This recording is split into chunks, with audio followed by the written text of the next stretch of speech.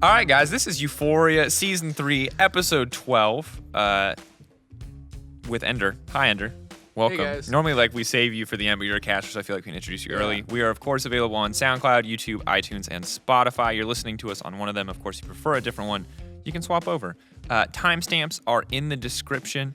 And before we get into Ender and the Ender story and everything about Ender, because this is an Ender-focused episode, and I'm going to keep saying the word Ender because it makes Froskurinn laugh. We do have some bet updates. Of course, we have the playoff bracket bet, which I'm going to be honest, I haven't organized the best, so we're going to see how that one works out. We'll keep you posted. But then also we have the spicy bet challenge, with which Froskurinn resolved in my stead. Not because I was sick, just because I straight up forgot I had to be there. I took one for the team. So he covered me for cake. Yeah, so to repay the pie bet, Frosco did it, and we have the video here. Of course, if you are in podcast land, the audio will still be there for you, but I recommend checking us out on YouTube, not for the whole thing, but maybe come back and watch later just for the bet resolve. They're going to break down a game. They'll give you the details. You can see the video. We're going to go check it out now.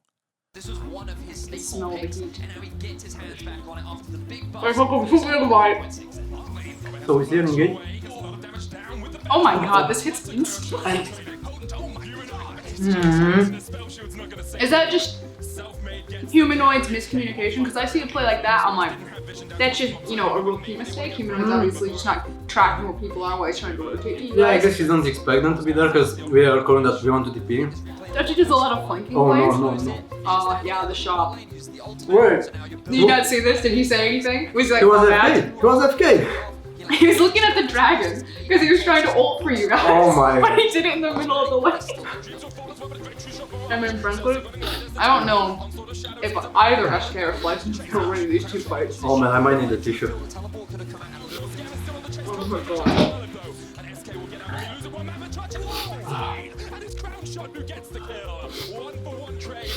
Oh no, I can't see anymore. Oh god. I can't see the screen. Thank you. I think this is when. No, I remember this one. The Black Shield on North Scaring. I don't know. What happened to my team? I just not getting banged by 4 people and I can't do anything. Oh my god. Oh, and we see SK winning. Yeah, I made it another one. He is just emanating from my face. Another one. Thank It you. feels like a sunburn in your mouth.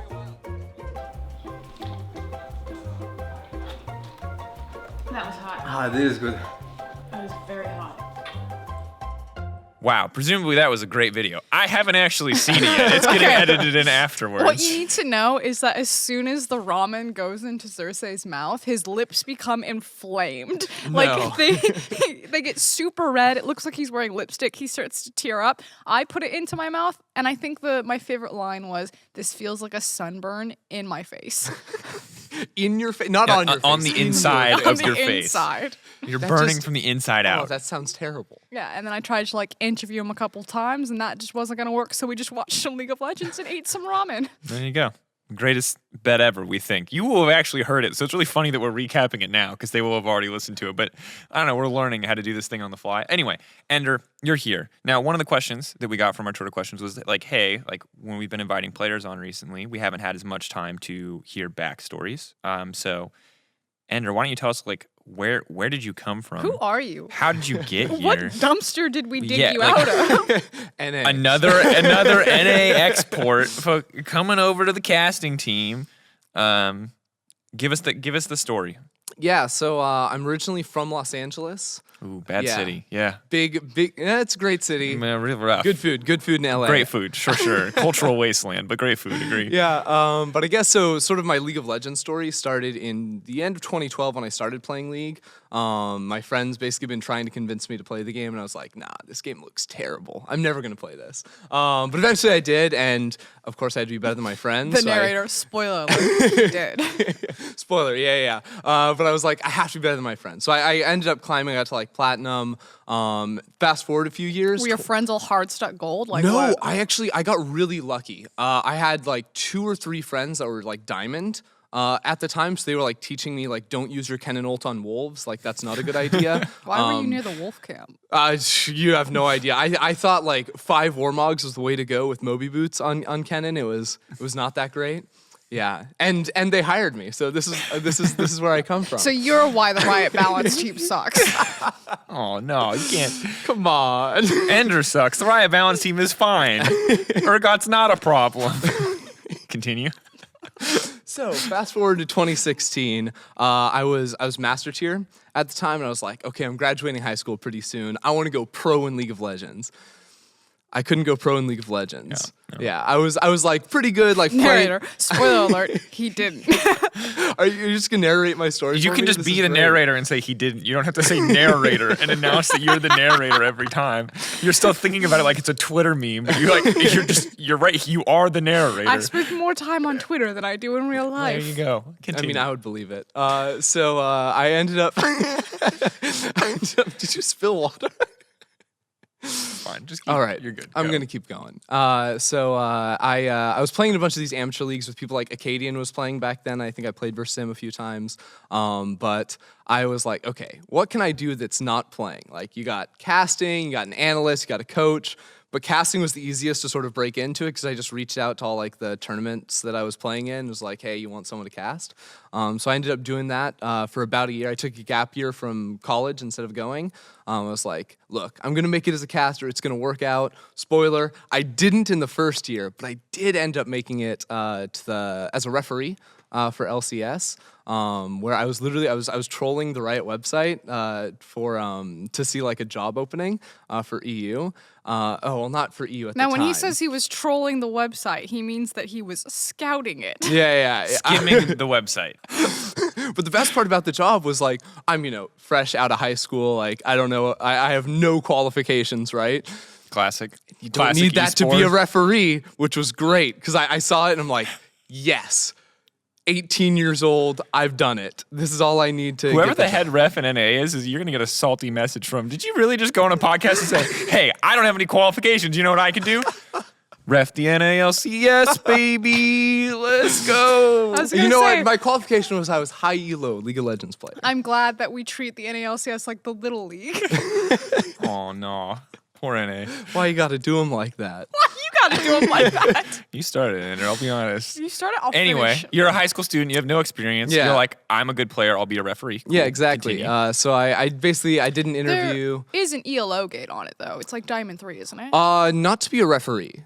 So to be head referee, there is. It's platinum and above, I think, because you have to work with like knowing like which champions like disable. You have to be able to identify bugs and like make decisions on whether or not they're game We've just impacting. decided that that's at platinum. Yeah. You're like, Silas cannot be played. And I Yes. know this because I'm now plat 5.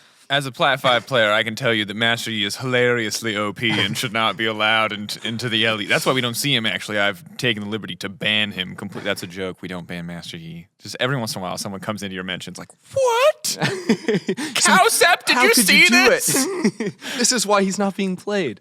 But yeah, so when you're on stage,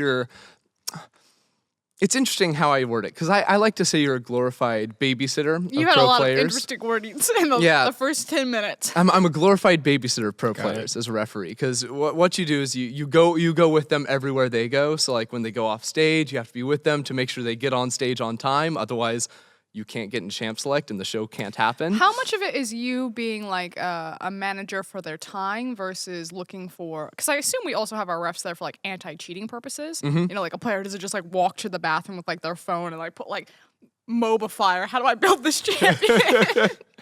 Yeah, so hacks. it's a little bit of both. Because I think most of the time it is just like time management. Because like that's when you're off stage. When you're on stage though, you have to do a few things like before they come on, you basically like check them to make sure they don't have like a USB or anything on them. Because people used to cheat like that back in the day, or so I've been told. And then when you're actually on stage, one of the biggest things is like audio. So since you have access to player audio, you can actually listen to hear if like they're saying they're trying to abuse some bug, or if you can hear casters in the background, you have to be like, yo, like this can't happen, because you can like talk directly to production and make sure like if that's happening or if like fans are waving when there's a gank or holding up a sign or something, you can tell them to basically You're stop telling me, Andrew, that we have someone to make sure that no information gets leaked to players from the environment surrounding them? Human booth. Yeah. Human booth? I'm a human booth. There's always been booths, folks. Spoilers, they're just people. All right. It's blue. I'm telling you right now, it's going to be a loose episode of the EUphoria podcast. I like it. I It's a like good it. time. We're talking about refereeing. Anyway, reffing wasn't the only thing that you did, though. No, it wasn't. I ended up going to the playtest team, and Do you want to tell the background story of why they put you on the I love the playtest team? background story. So this is like 2 months into being a referee, right? And I get an email from Riot Games because I live right next to like the Riot headquarters and everything, and they're basically like, "You want to come in and test some new content like early?" I'm like, "Of course, why wouldn't I?" So I end up going to Riot, and I play Zion Rakan. I'm in like a testing group. There's 10 people. But I think they sent an email to one of my Smurfs. So I was Diamond at the time. Everyone in my game was like platinum-ish. Maybe there was like a few low diamond players, but I get into the game and I go like 20-0. Like it's just not even close. Like I ruined these tests. Like I killed Zion Rakan like 20 times because I was always against them. It was really, really bad. Looking back on it now, I'm like, they actually just got no value out of this. But Riot Blouse Toys, you know, the infamous Toxic Rioter.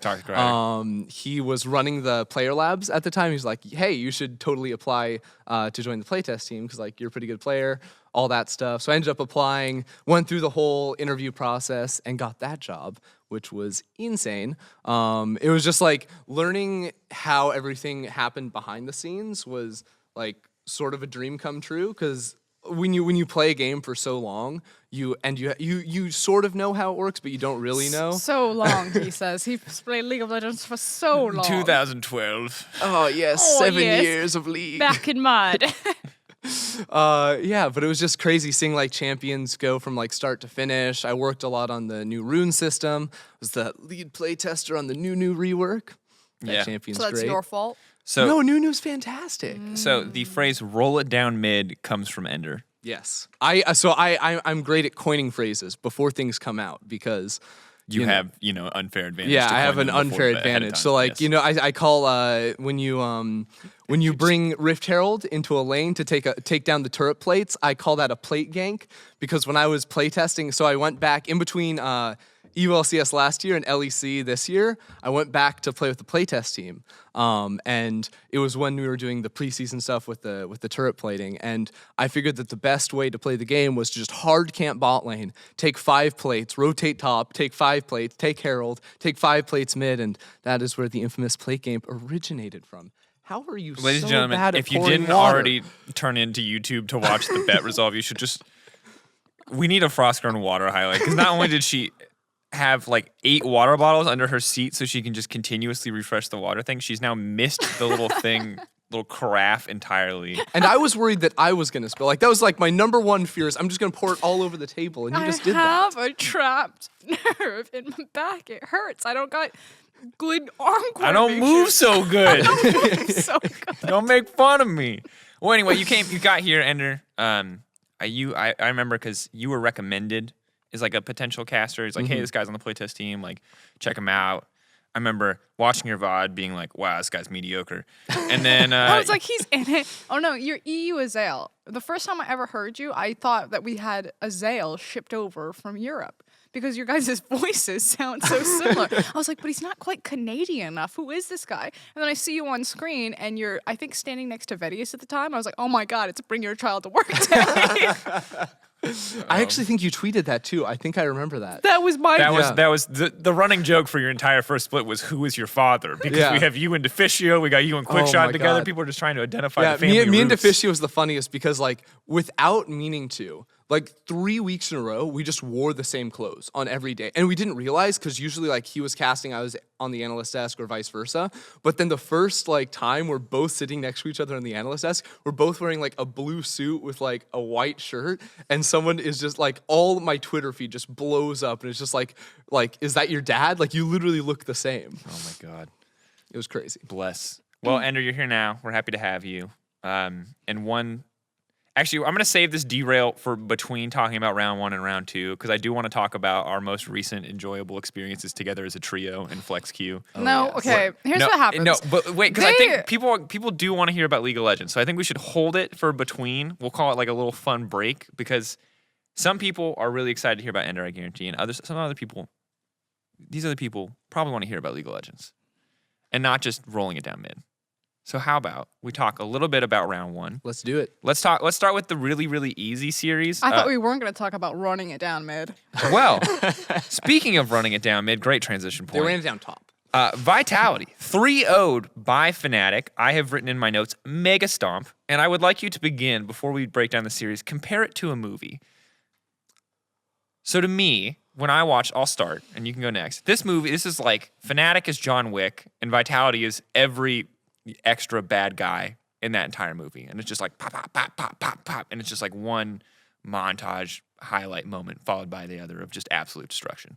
Yeah, so I'm going to go with Groundhog Day because it was the same thing every game. But there's no happy ending here. They're like, we'll try it one more time. See, the first one that popped in my head was like the Power Rangers movie, but like the old school one from like I think late 90s, early 2000s, with like Tommy as the White Ranger, and basically you had Ivan Ooze, and Vitality was just Ivan Ooze basically running it into the Power Rangers, slamming through kids. And, Fnatic came together, they found their spirit animals, they like went away, they got their new suits. Yeah, they got their new suits, they got their new... Oh. See, the thing for me that made this so sad is that like I had higher expectations for Vitality going into playoffs. Like I definitely wanted to see more. But at the end of the day, when you look back at this series, this definitely felt like it was like, how can we make Fnatic look the best possible? Like the omnipotent LCS scriptwriter, LEC scriptwriter, wherever they are, is like, how can we make Fnatic look the best possible ever? And they were just like, this series right here. Yeah, it was it was tough to watch, I think, for me, because the way Vitality were playing was sort of the way I wanted them to play, with like strong split pusher for Cabo, like early game focus, and like Fnatic were going hard scaling, especially in the first 2 games.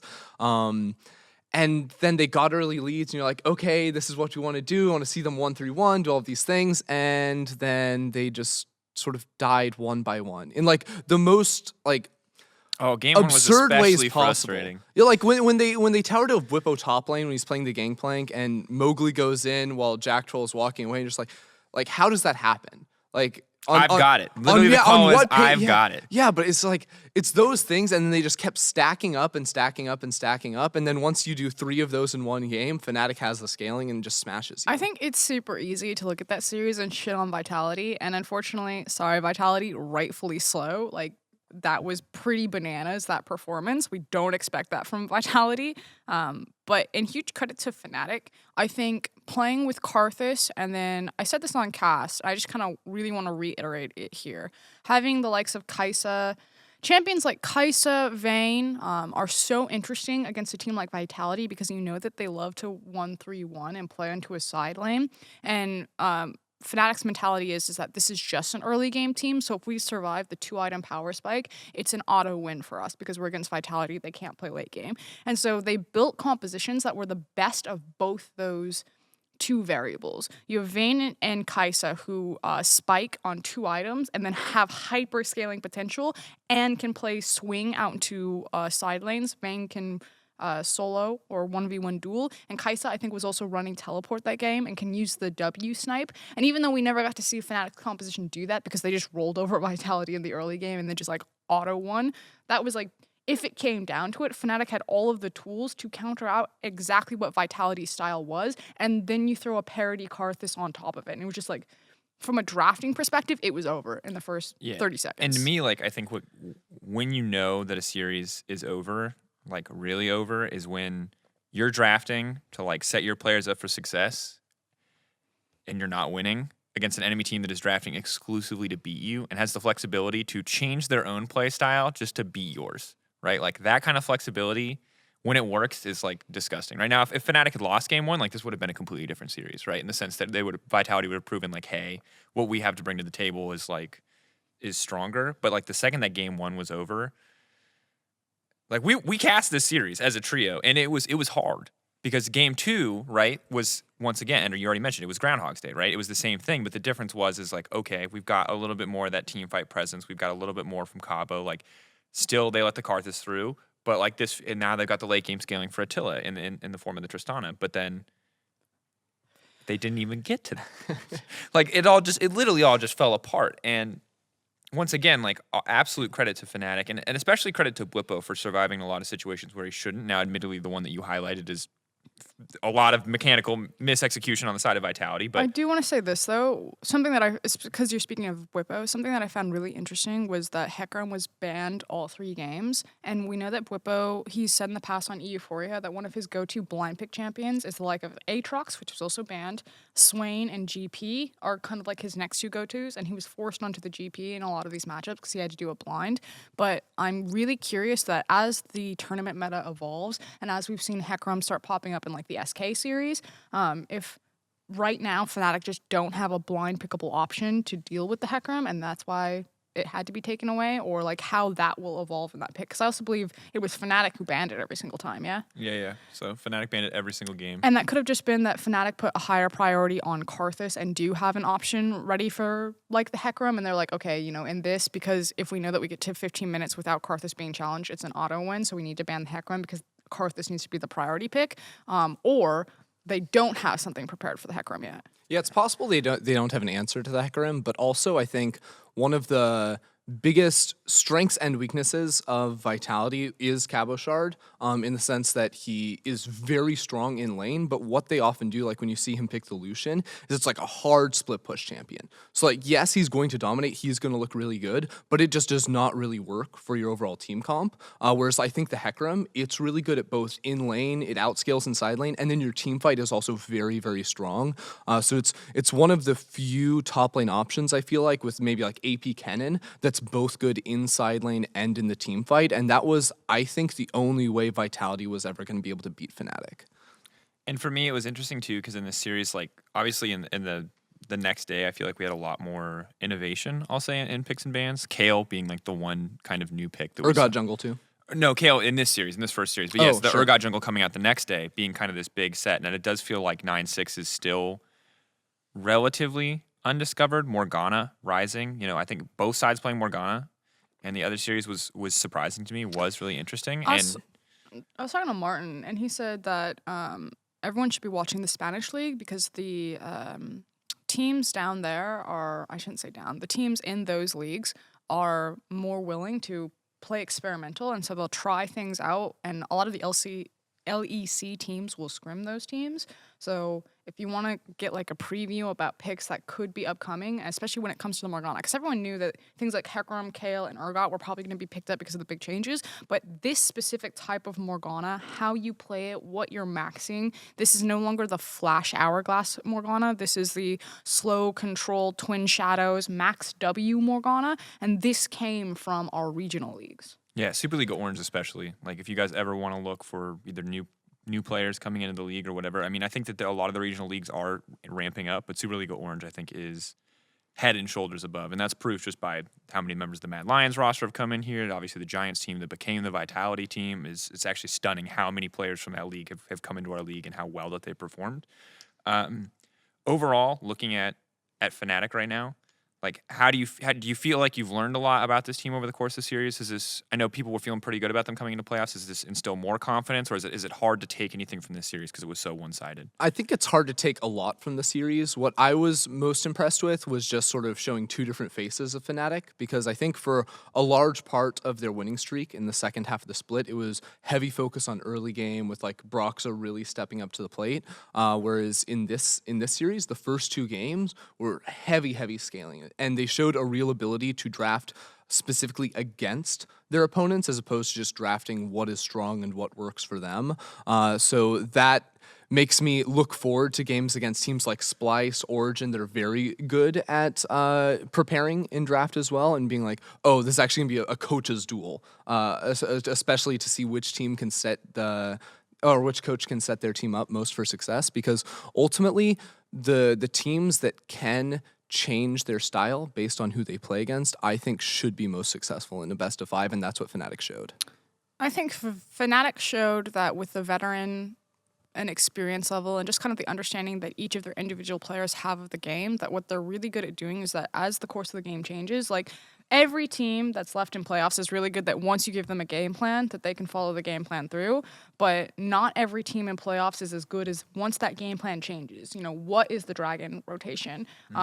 Someone misplayed, you know, in a 2v2 and suddenly you can no longer play around that map. We lost our summoners at this level at finding the different opportunities that now have been created or how to change their game plans on the fly. And I think teams like Origin, G2, and Fnatic probably have the ones left. So I guess I'm really just talking about Splyce, I think, struggles with this because of the inexperience of their roster.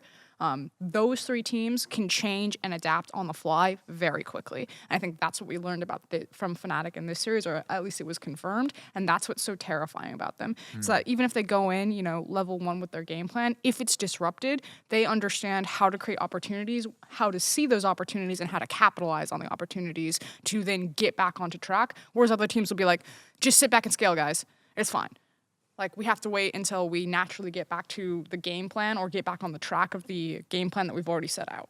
And I do feel like the first these round 1 matches were definitely more one-sided than I think the matches are going to be coming up, because one of the things you mentioned, you know, like that flexibility and style and that adjustability just wasn't present there. And SK, I feel like, gave a much better showing than Vitality did, but like even more than their inexperience just like really showed through in some of those games, right? Like obviously some of those high stakes calls. Ender, you pointed out some of the build path decisions. Yep. But looking at this SK Splyce series, it did feel much closer, much more contested. And I mean, there were a few points in this series where I was very convinced that SK were going to take it. Obviously after game 1 being so dominant, and then a few other times where I really thought like they had control and everything was going in their favor. But it just, at the end of the day, Splyce really did outclass. What did you guys take away from this series? Yeah, I think ultimately what we saw was, especially in the first 2 games, was very strong team fighting by both sides. We talked about it a lot during the cast, but that was sort of the most exciting part about watching these 2 games. But what my biggest takeaway was from Splyce was actually their game 3, when they played heavy split push, because this is a style that Vitality had been trying to make work and just couldn't up against Fnatic. And it's such a difficult draft to pull off, I think. And you don't associate Splyce with talking like about the Vel'Koz Jace? the Vel'Koz Jace, yeah, where they won in like under 25 minutes, I think. 26 minutes and 30 seconds. Okay, in under 27 minutes. There we go. But it's one of those comps that it's like you don't expect Splyce to pull off, right? Because again, they're more known for team fighting than they are for playing this 1-3-1. And playing 1-3-1 is not easy by any means. But that, again, it goes to show a little bit more versatility with this team, and ultimately was just a very, very clean game from them with innovative picks and strong side laning, which really took me by surprise and is making me reevaluate this team coming into their match against Fnatic. I mean, I understand what you're saying, and I don't want to take anything away because Splyce definitely like set it up, but that was still, they lost double Infernal with a composition that shouldn't have lost control of it, because I'd have to go back and watch it, but I remember talking to Martin about this. It felt like there was lazy back timers and just inefficient pathing around the Infernal that SK were able to kind of like snipe it each time. And you basically had an Azir Jinx composition, and they lost control in the 1v1 because Chachi was just crushing Werlib in the sideline. It was Jace versus Jarvan, and he kept killing him. But all Werlib had to do was to just stall out the inhib being taken on the other side of the map and then just wait 10 minutes for Jinx and Azir to take over the game, and that was going to be it. You had double Infernal, you had hyper scaling late, you were 10 minutes out from just having an auto win, but Werlib kept fighting Jace and then dying for no reason, and so SK were like, we must force the Baron, and then just auto lost the game. And I'm like, no, just at worst case scenario, you give away that single inhib just to take the Baron later on. Because the thing about that composition is that Splyce would never be able to start a Baron. It was so hard to do Baron when you have a Vel'Koz as your ADC. Oh, yeah. You're never going to do any damage of it. So even if you start it, SK can just walk up at any time. They've got tons of room to walk up and then just poke you off of it until they're ready to fight. I think SK hard through what should have been a 1 game. Yeah, I agree with you that they definitely threw it right there. I'm still not sure if it was definitely a 1 game from them. Because at that point, again, I think they were up like 5,000 or 6,000 gold, which is significant. And ultimately, 1-3-1 comps do really struggle to start up the Baron. But the difference was that Jace was winning so hard in the side lane that they didn't need to, because what they were going to be able to do was eventually get that inhibitor, whether or not I think Werlib like lost the 1v1, like he was just going to lose regardless. And SK would have had to send like multiple people down to try and defend There's a difference of losing on the inhib though and like losing by Wolf Camp. Yeah, true. He wasn't actually on Wolf Camp, but he was far down the lane. Definitely like absolute credit, especially to Vizichachi, who's played a 1-3-1 style, and Splice who executed around that. But at the same time, I think you're right in the sense that like if SK was an older, more experienced team, I think this game would have taken more time at least. I don't know who ultimately would have won, but like they took a lot of risks they didn't need to take in a game where I think once the early game went as Splice favored as it did, they could have just like stepped back and played more reactive and played more defensive. That said, though, the series was a banger. I did not expect much from the series. I thought it was going to be honestly Resident Sleeper, but like all of these games were insane in terms of like the sheer amount of fights, the sheer amount of chaos. Game 2 was a special example of this. I'm looking at it now. Froskurinn, you can check the scoreboard if you want. The kill scores look great for Splice, but honestly, so many of those fights were so incredibly close, so crazy back and forth. But Ender, I want to give you a brief platform to flame. I'm ready. Let's Wait. In defense, he had Hail of Blades. If he was able to ult Kabe. Let's set the context. So for those of you who missed the series or don't remember or just want a quick recap, Selfmade, hero that he was, I believe he had 1 kill at this point in the game, goes first item Warrior Enchant with a Chilling Smite. Ooh, lovely. Second item, Infinity Edge. This is on Rek'Sai, by the way. On Rek'Sai. Yeah. So first of all, props to him for going Hail of Blades because it's the superior rune choice on Rek'Sai. Got it. You say it every day. I say it every day. Once a day. Reminder to anyone out there in the office, wherever Ender's standing, on the train station. Hail of Blades, guys. So Infinity Edge didn't really work that game. And believe it or not, it didn't work. Now, in the last couple of days, I've played some Infinity Edge Rek'Sai in SoloQ, trying to see what it's all about. And I've come to the conclusion that it's bad. Don't do this at home, people. It's really not that good. So I see the theory of it, right? It's like big AD ratios on Rek'Sai's kit. Ultimate does so much damage. You know, maybe the armor pen from Black Cleaver isn't that great because you do some true damage. But for 25% crit chance, it's just not worth it. What ended up happening in this game was Selfmade was in a position where he could team fight with his team. He builds full damage, so he has no HP, and then like there are 3 or 4 team fights in a row where he is on a flank, and his team fights a 4v5 and they lose, and he's still on the flank like, I'm waiting to go in, guys, I'm waiting to go, and he just could not go in because this is not solo queue, this is pro play. He got to sit in a bush 1 time and try to assassinate Kabe, and he couldn't do it because he auto-attacked 3 times with 25% crit, and you're not going to crit. Yeah, that was basically what happened. So the idea is with Hail of Blades that hopefully you'll like roll the dice and you'll get the crit. Like if you get 4 autos off, you're like one of them is gonna hit. He didn't crit Kabe once. So let's actually talk about some Rek'Sai tech here. Because I've actually spoken with a lot of Rek'Sai mains about this. This is Christy Frierson's Church of Rek'Sai. Church of Rek'Sai. Okay. Preach. Lay it down for the people. If you go Infinity Edge, go Aftershock. Now, the theory is, because you're so squishy, you need Aftershock. So you get the knockup, you get those resistances, and then you actually get to auto-attack more times than with Hail of Blades because you just don't instantly die. Like, that's actually the strategy. Like, there are some high elo Rek'Sai mains that do this, that go Infinity Edge with Aftershock. This is Uzi's mentality. So back when Name and Uzi were like the big ADCs, Name would always build flat AD and Uzi would always take the crit chance because Uzi was under the mentality that he will be able to get more auto attacks off with better positioning to proc the crit. Whereas Name was just like, I just want the flat damage. So this is kind of like that mentality. See, it sounds like Uzi just got lucky. Better players get lucky. It's true. Better player crits more, dude. That's rule number 1 of being an 80 carry. Or as in this case, an Infinity Edge Rek'Sai. Brutal end to the series. Selfmade, went out of playoffs like he came into the LEC, treating it like solo queue. He started the season stomping kids like it was solo queue. He ended the season. I'm going to say running it down a bit. Obviously, the series don't flame Selfmade too much, because obviously the build choice was abysmal, but the rest of the series was definitely not his fault. He had some fantastic plays. But I'm excited to see SK in the future. Are you optimistic for SK to continue to grow? Yeah, absolutely. I think coming into Summer Split, this is a team that, again, you look forward to making it into playoffs. It's really interesting, I think, because, again, you see this roster and it's not just stars across the board, whereas some of our teams like Misfits that have a ton of stars didn't make it in. But what SK brought was a very unique style, specifically with Selfmade in the jungle. And I think that that's something that isn't going to change for them. I think that, next split, these teams that play aggressive in the early game are still going to be strong, and that he's really going to have the ability to change his item builds and do well next year. Well, I hope the best for SK in the future. I want to see this team continue to grow.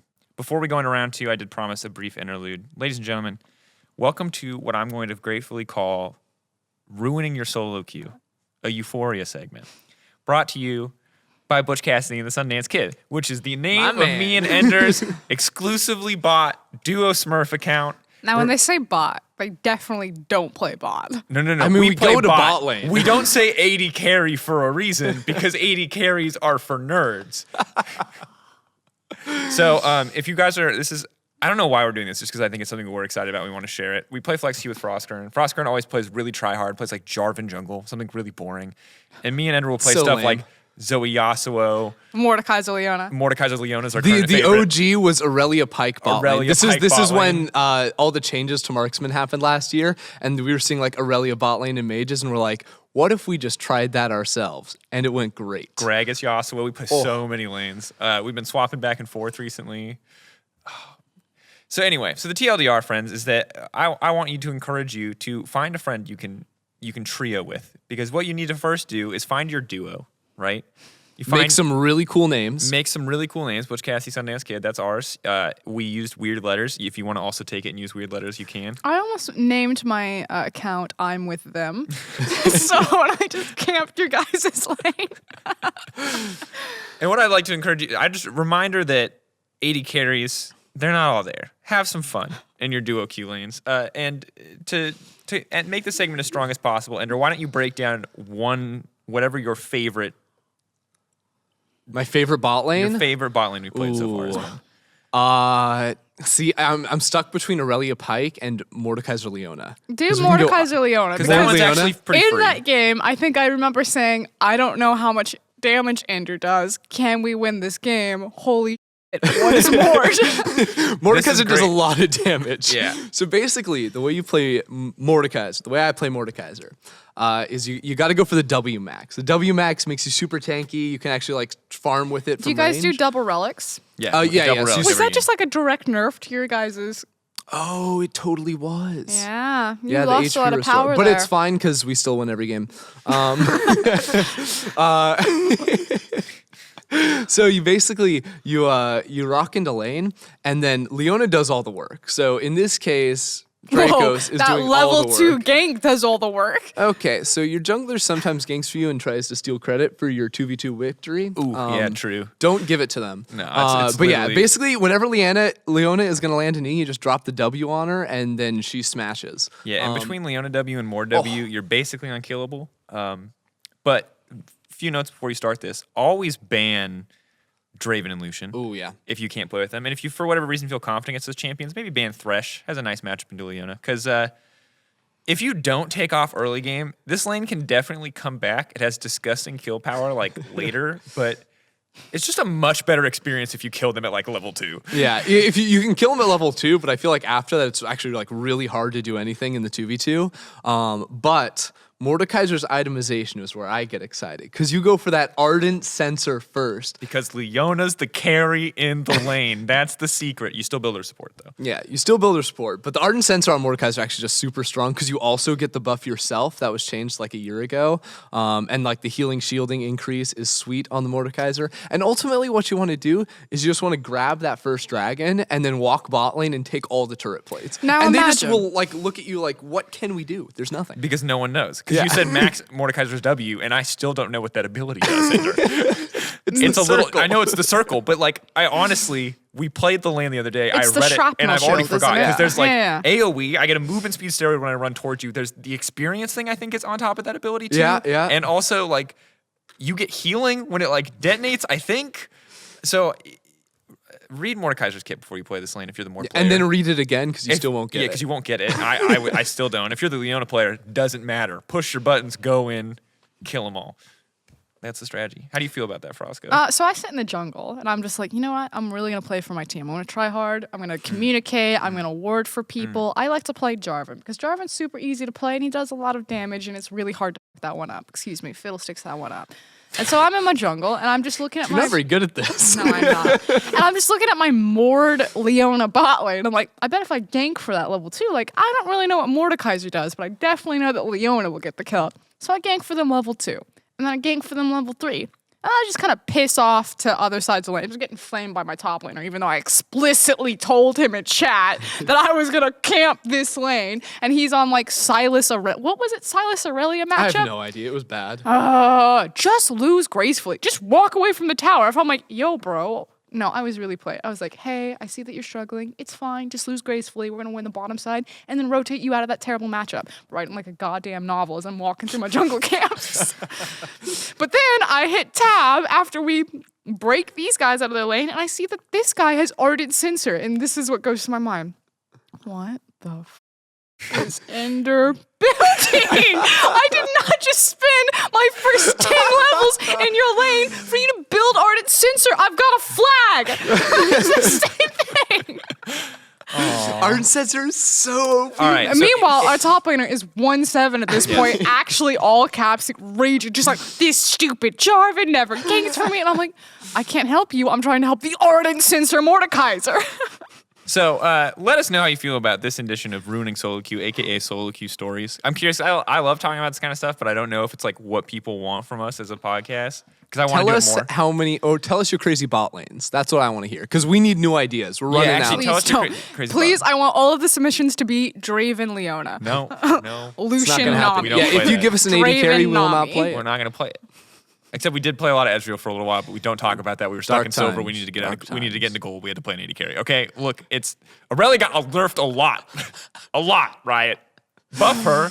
You've ruined her as a bot laner. Takes too long to stack your passive. Anyway, if you want to play Mordekaiser Leona at home, Aftershock for the Leona. I like Minion Dematerializer to help you get levels faster. Also nerfed Also nerfed for true, supports. deliberately nerfed for supports, I believe. But You guys should play Ari bot. ooh, that's a good That idea. could be fun. Anyway, You should Aerie for the do Mordekaiser. First item, Ardent Censer. Double Ari relic. Lux with double dematerializer and coin. That's so cowardly. Ooh. No, it's fun. Final note. Ivern Rengar is a terrible bot lane. Oh, bush Do cat. not play it. my, it's not good. You think I will make bushes for the cat. The cat will leap. They snap pick Caitlyn, and you don't get to play the game. And it turns out when Ivern takes W level 1, he's not a champion. Yeah. So no, wait. We're She gonna put stop traps in the there. We're blood. gonna move on. We're gonna move on. If anyone wants more follow-up information on our troll bot lands, you can ask Ender. If I was And if Caitlyn and enough I saw that people bush are go down, interested, I'd be like, we'll make trap. like a video series on Ender's stream or something. Leap now.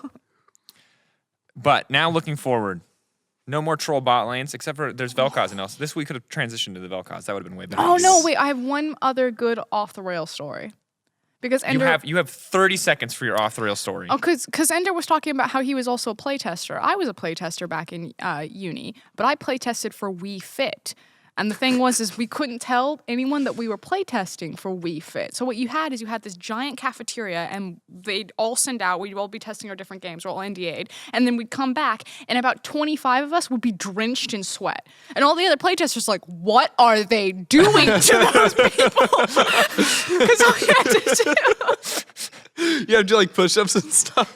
Because you basically test, like, you take the disc out, you, like, time it, you put the disc in, you time, like, how long it takes to load. But the thing we were doing is we were doing, like, the push-up one and then, like, going through the menus. So we'd do, like, 10 push-ups to make sure that it was reading our inputs and then try to go through menus and then do it back again. It was, like, a 30-second difference between doing, like, 10 push-ups every single time. It was awful. Anyway, that's my story. That sounds awful. Great. But thank you for hitting 30 seconds. Next up, round 2. It's coming this weekend, folks. G2 versus OG. There is a name for this match. I forget what the official name is. It's the semifinal? No, round 3. I thought it was No, top this tier is match. round 2. This is the top we tier match. we definitely were That's what I'm here experimenting for. with different names. We're figuring it out. Let us know if you have a good idea for 1 versus 2 as a match name. This is technically round 2. This is the road to Rotterdam for Fnatic and/or Splice. Winning here gets them there. G2 and OG have already secured a position, but we'll see if they come into the winner's bracket or the loser's bracket. No, here we go. PSA. Because I think it's really hard for viewers to kind of understand. It's brand new playoff bracket. I had to look at it a couple times. I know you did the video.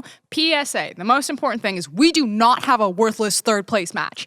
Like, Yay. we have Every day an is a gift. incredible format. That second versus first match, I don't know if you want to call it the dynasty match, the legacy match, whatever you want to call that one, that means a lot. It basically gives you a soft double elimination in the bracket, and it means that you will see both these teams in Rotterdam. So when you're looking at those ticket sales, don't just buy tickets for the finals. Come and see the other match because it matters, and it means that you're probably going to see the top 3 teams, which if you're a Fnatic fan, you're probably going to see them in Rotterdam. There's no, like, third versus fourth, like, why am I watching this? This is a waste of time That's match. great. That's perfect, because then we can talk about Fnatic versus Splice. You guys think we're going to see them in Rotterdam? But Splice looked so good. So talk to me about this difference. Because at the end of the day, Splice are definitively, at least in playoffs, at least the 4th best. At worst, they're the 4th best. And it does feel like they showed us more. They showed Vizicachi split pushing. You know, they played a pretty commanding series. Mostly commanding series. I think the concern is that Fnatic were like, can we pick Splice? And the referees were like, no. And they're like, damn. I think that's concerning. Fnatic's a little scary, but break this one down for me. Let's talk a little bit like, is this as super Fnatic favored as it already sounds, right? Yes, that's what I Yes. think. Yes. Okay, so give me the why. Yeah. So basically, I think Fnatic are maybe even the favorites coming into playoffs, just with how their form has been in the second half of the split. Like they've won their last 12 games in a row, including beating Splice during the regular season. So you just look at this team and you wonder, like, where is the weakness?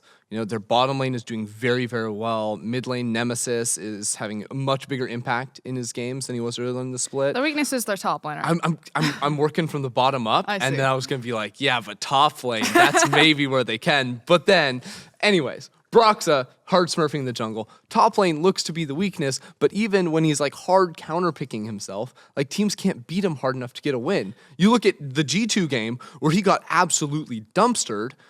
The rest of the team still won the game. Obviously, it came down to the wire and ended up being much closer in the end. But then the series against Vitality as well, you had him just absorbing pressure. And sure, there are misplays, but it's not enough to actually exploit this team, I don't think. And do not misquote me. I'm not saying that Bwipo is bad. I'm just saying that Bwipo will often take the short stick in the Fnatic drafts. He just counterpicks himself in every, like he plays Gangplank into Ryze and Lucian. Like, it's absurd. So there is abusable properties here, and not that we're saying that Bwipo is a bad player and you can punish him. It's like, no, Bwipo is left exposed. I love those caveats. That's the I've been flamed for this. Stop flaming me for this. That's not what I said.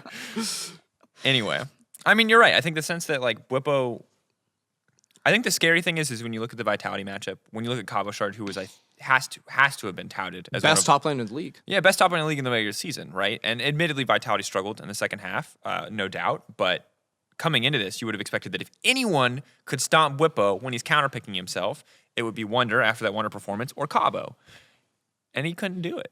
And Vitality collapsed. And now I just wonder, like, when you're spliced, you're like, is this even an avenue we want to attack? Is this even worth our time? Because it doesn't feel like it matters. And that's why this matchup is, I think, so heavily Fnatic favored. Because if you think stylistically, how do you rip through Fnatic? You'd have to have a strong solo laner. And not that Chachi isn't a good top laner, but he's a good team fighting top laner. And you know what Bwipo is? And Fnatic are? They're really good team fighters. So this is Splice that's running into a team which they have shown that they can play that mid game, that they do have some unique picks.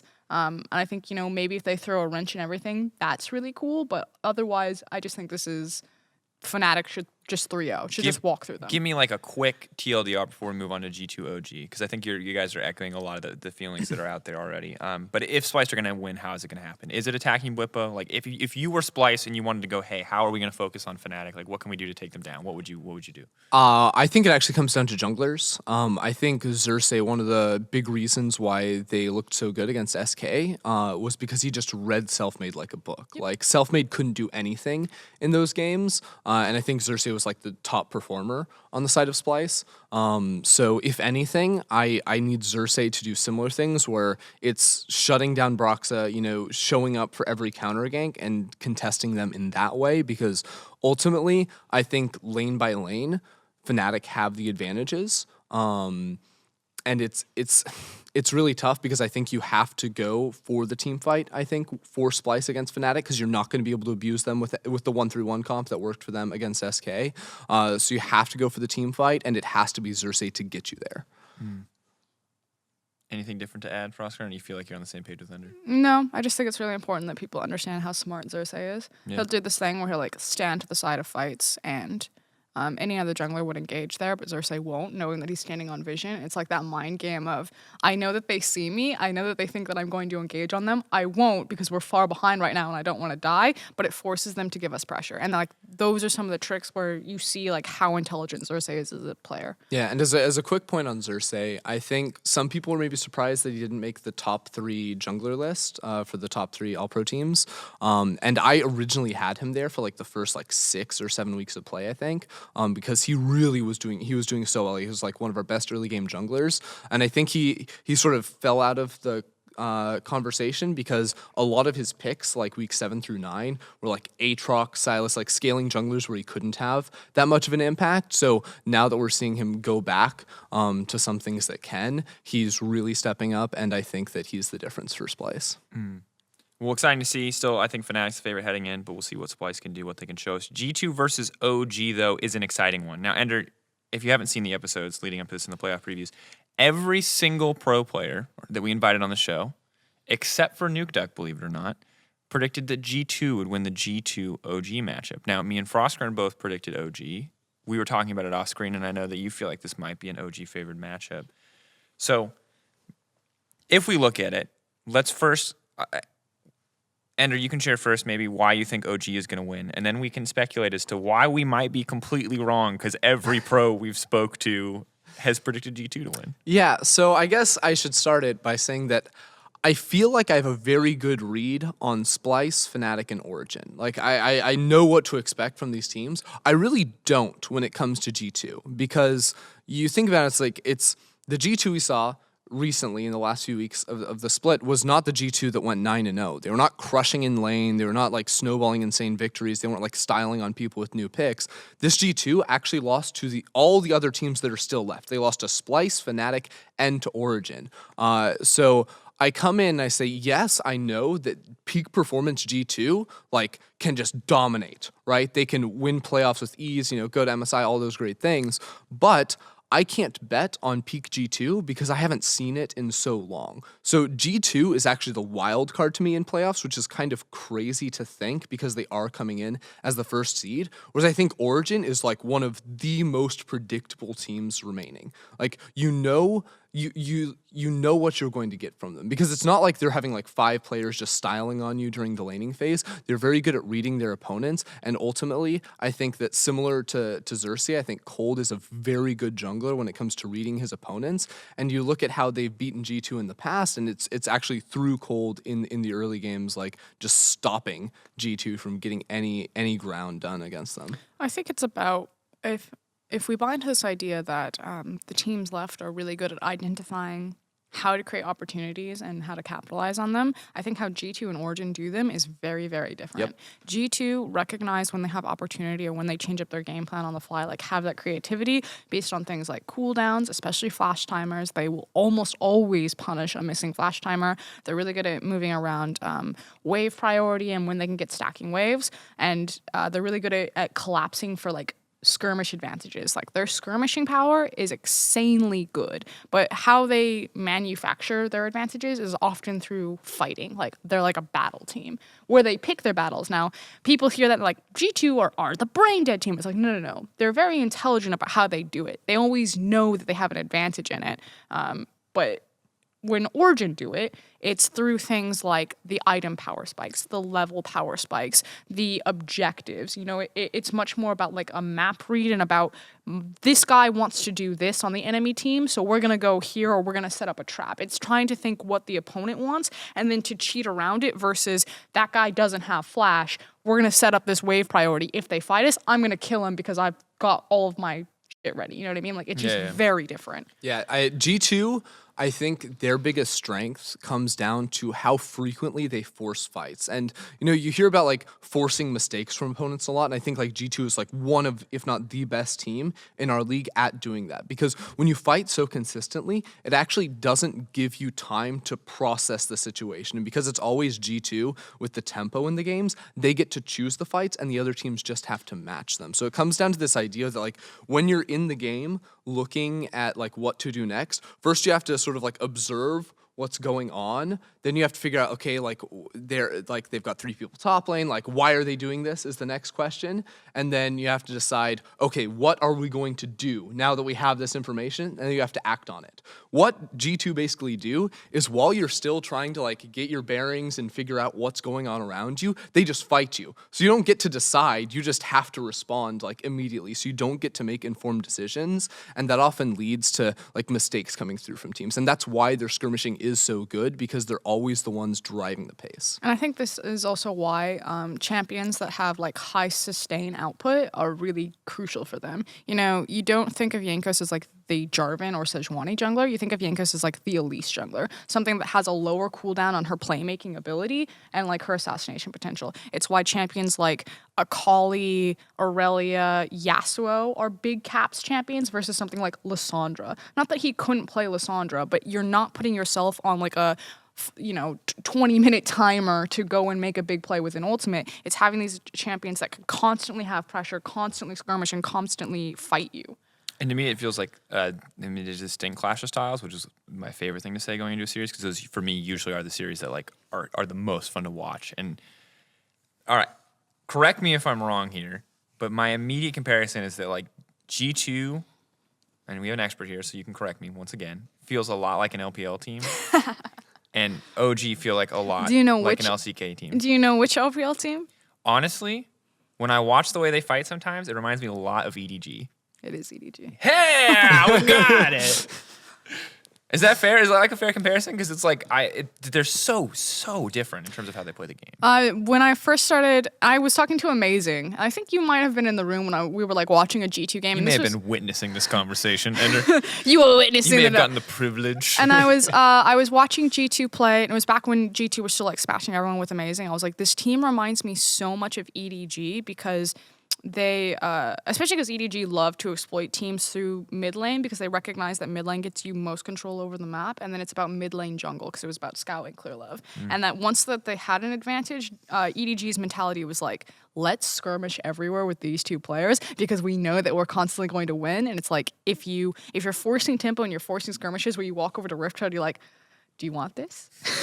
You're going to have to work for it. And I was just looking at G2, I was like, this team is Edward Gaming. And what's scary is that when they fell behind then, their way to get back into game was never to trade objectives. G2 will very rarely trade objectives, and I don't know if that's because they don't know to do it properly, which I think is false. I just think it's that they think that the other way is better to play, which is let's split up the individual matchups, let's leverage where we still have strong matchups, and let's fight them. And that is a very EDG-esque thing to do, which EDG dominates LPL all the time, so it's not a bad run. Okay. I need predictions. Wait, Ender didn't get to say anything. Oh.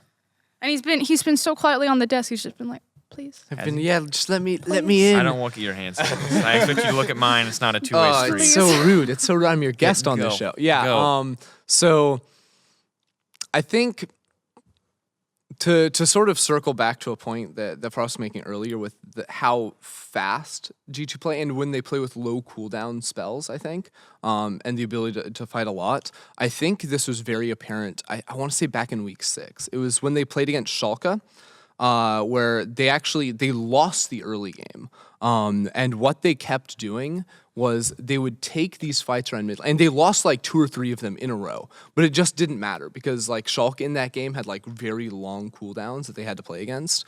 And that was the game that showed me that this team is just really good at tracking what the enemy has, and just very good at certain like micro elements in the game like that, because it wasn't like they were out macroing them or anything in that term of the word, where like as Origin will be a team that'll like get the vision, set up for a dragon, take it away, you have no option, right? Or like set up a wave, you have to respond to the crash, they have a 5v4 on the other side, they win. Origin will trade objectives. Exactly. G2 won't. Yeah, G2 just absolutely will not. They have a very good idea of how strong the enemy is, even after losing a fight, and that's what makes them so scary to play against. Like, I don't know if anyone listening has like played in tournaments themselves, but it's very often when you play against a team that you just know is better than you, you feel like you just get choked out almost immediately, because everywhere you decide to fight, the other team is just like there and ready to take you on. It's like you actually don't have any answers, and that's what I feel like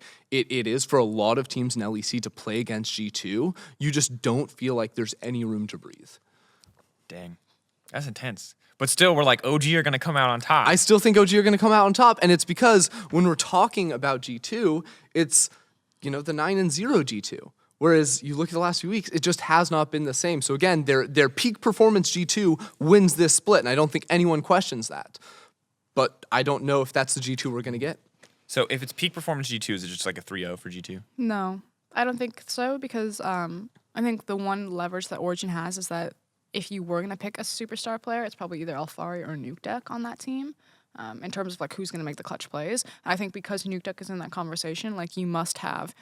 I think Nukeduck personally is the second best mid laner in the LEC. So if anyone is going to stall out G2, or at least be able to put up a fight against them, you must have the second best mid laner to survive caps.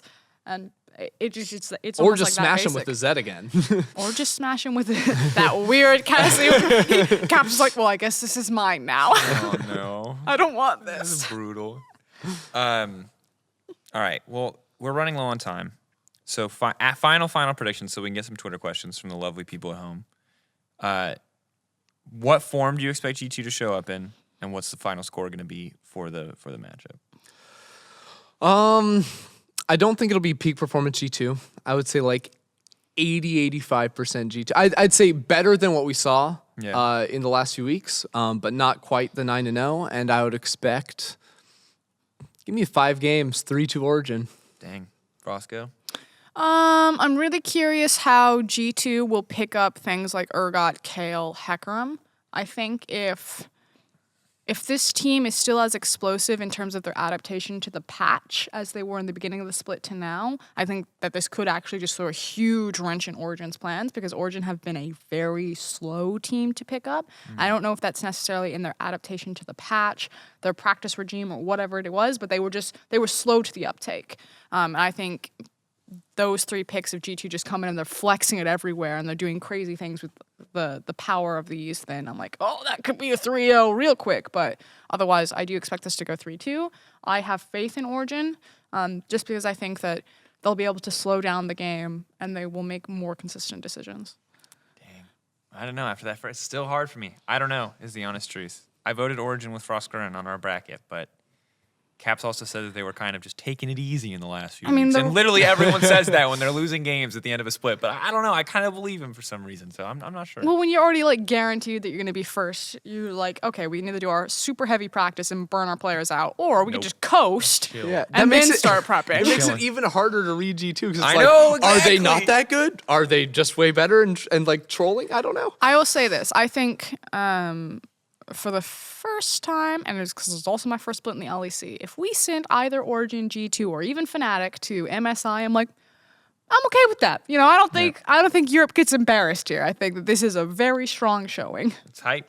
All right. In Twitter questions, we asked you guys about MVP, who you thought would get it, why they should get it as well. Because MVP is always tough because people have different reasons, different logic. We'll get 2 Twitter questions in today. Thank you, everyone who provided one.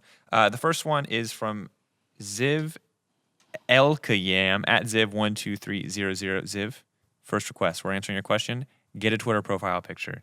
Twitter eggs always, they freak me out, man. It can even be an anime avatar. You can go with the memes. Has to be at Kabe for 2 reasons. 1, he played out of his mind even better than the rest of the all-pro team. 2, he has had an enormous effect on Splice by taking a low amount of resources and carrying the team with no problems. How do you guys feel about Kabe as a potential MVP candidate? I think he can be in the discussion, but I personally don't view him as number one. One of the things that we actually used to highlight his role within Splice was like his damage share, which is like absurdly high for a lot of AD carries. And I do think that ultimately, like he is the most important part of Splice. But if you actually look at his like damage per minute or his like damage differential to like the opposing ADC, it's not like that insane. Like it's pretty average. He lost lane a lot. Yeah. He lost lane a lot. And you could say that maybe that's Froskurinn as well. But like to die that many times, the amount of first bloods that happened in Dream's Crown Shot versus Kabe and Froskurinn, and it went both ways. I was like, that's rough. You don't expect that of like the MVP candidate when it's also like Cabochard, Caps, you know, those types of names that are also up there. You can't then go into an SK series and get first blooded multiple times. Yeah, to me, it's like he feels like the rock of the team in a way that kind of like a player like Soas has often felt like the rock of the team, where like you can make arguments for MVP, but at the end of the day, he is one of the most important pieces of the puzzle, if not the most important piece. But it's also like without a player like Xerxes on his team, like he probably never gets a chance. Yeah, right? I also think it's sort of hard, I think, in our meta right now for an ADC to be MVP, or at least to have that much of an impact, because especially in the LEC, our game times are actually like relatively short compared to the global average. And ultimately, like ADCs don't come online that early on. So like junglers, mid laners, top laners all look very impressive because, you know, especially for like a jungler for say like 0 to 20 minutes is like their bread and butter. Whereas in the past when we've had like MVPs like Reckless and stuff, the games are 40 minutes long and it's all about the team fights. And while that was true of a lot of Splice's games, I think it's much harder to make the argument for an ADC than it would be for a potential other role. I just think you have to be better at unfortunately, I think with ADC as well, it's like it's your lane phase and it's your team fighting. Whereas like it feels like for mid laners, it's almost always just about the lane phase. And then if they're also good team fighters, it's like a bonus. For your jungler, it's about how many times you gank. For your top laner, it's about lane phase. But for ADCs, we almost like you must be a good laner and a good team fighter. Yeah, it does feel like there's a higher barrier to entry. And also part of that is because like I think having a second person in your lane also makes it harder to tell. And I just think definitively like mid lane and jungle, solo lanes always feel like there's room for argument, but bot lane is just so rarely does a team consistently play through bot lane. And like when that has happened in the past, it was like Reckless winning MVP, right? And like those were the splits where literally you could tell a team had to be all about bot lane in order for that person to even be on like. And also it was just like team fights were the way you won games, and that was it. It was like early game didn't matter. If the MVP was like changed up to bot lane, so instead of giving an MVP to like Reckless specifically, you gave an MVP to Reckless Hilly, like the Fnatic. That might be a feels bad man though, because like you don't want to share an MVP, but also like it would more accurately reflect the role. In the game. So hard to differentiate down there unless you're like literally in comms for every single team. But the difference is like while laning phase, I fully agree with you. Team fighting, those two roles couldn't be further apart. I don't know, man. Like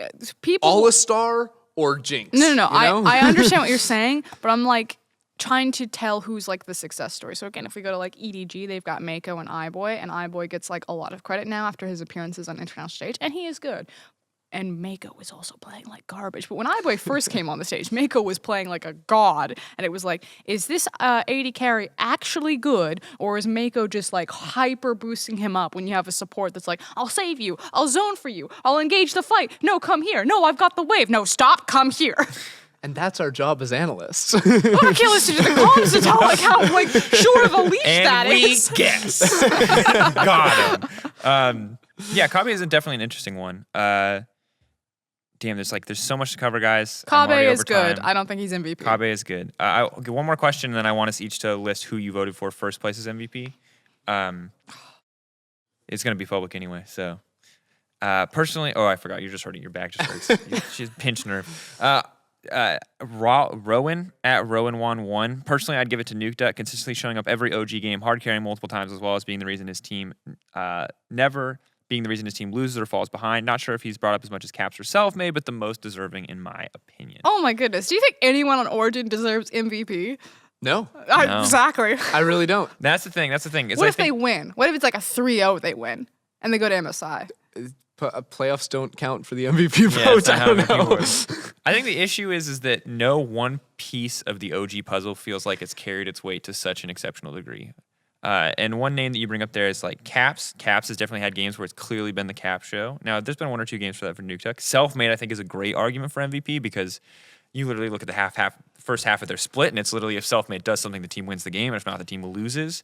So Nukeduck, I think, is a contender in terms of like if you wanted to go for like the best overall player argument for MVP, you'd still lose that to Caps, I think, but he's probably in like the top 5 there on that list. But it is feel impossible, I think, to give it to any one OG member. Yeah, I think ultimately for OG, it's like every single player you can make an argument could be top 3, like top 3 All-Pro teams. That's actually cool. So Yeah. they would never be in like the MVP candidate, but then when you looked at like who is MVP for each position, Origin would probably have someone in there across the board, but they'd be like 3rd, 4th, possibly 5th sometimes. But like they're always going to be in top 5. Yeah, and their overall strength, when you look at how they play their games, it's not individual outplays or anything. It couldn't be further from G2, which is what makes the matchup so exciting. It really is just the team play angle, which is where they excel over every other team in our league. Super, super hype. Thank you, everyone, for giving the questions. The MVP discussion is always intense. Reminder that it is just a regular season reward. You guys have brought it up. So whatever's happened in playoffs now does not matter. And to close it out, one final bit here. MVP. I voted for Cabo Shard first place. I voted Cabo. I voted Cabo. Oh my God. There we go. Really, we're over time. So give me like 2 sentences why you voted for Cabo. You can start with Froskurinn. Because I wanted best overall player with kind of like a mix of the resources that they got around them. So for me, it was Caps or Cabo. And I just felt that like they had both made individual incredible outplays, but Cabo had less to work with, which is what gave him the edge. But it was super close. Otherwise, I was like, who is the best player in Europe? It's still Caps. Yeah, for me, it's individual skill mixed with like importance or value to the team. And you look at G2, I think all of those players are super valuable. I don't say Caps is like insanely more valuable than someone like Jankos or Wonder. Whereas I look at Vitality and I say Cabo Shard was the reason why Vitality was 2nd place for so long. And he just was by far and away, I think, the best laning top laner in the LEC. Yeah, I agree. I mean, for me, to cap it out, I think that I don't honestly even look at individual play. A team record is like the most important thing, and then the person who has the most value on that team, and usually that just goes hand in hand with the most valuable person being mechanically skilled. But without Cabo, this team doesn't make playoffs, like very clearly, especially in the final weeks when the rest of the team started to falter. And while not every single game was the Cabo show, it did feel like 80-85% of the games Cabo was doing well, was drafted to do well. He did his job. He was set up for success, and he did it every single time, outside of maybe 1 or 2. And people will bring up like the last few games in the split, but honestly, I don't think it like outweighs the fact that they were sole control of 2nd for a long time, and team just absolutely smashed. If other people on G2 were a little worse, it would clearly be Caps, but G2 is a team full of star talent, so I just don't think any one player, it's hard to make any one player on G2 out to be the MVP. Ladies and gentlemen, this has been Season 3, Episode 12. Got One it. of them. Featuring Ender. Thank you everyone so much for listening.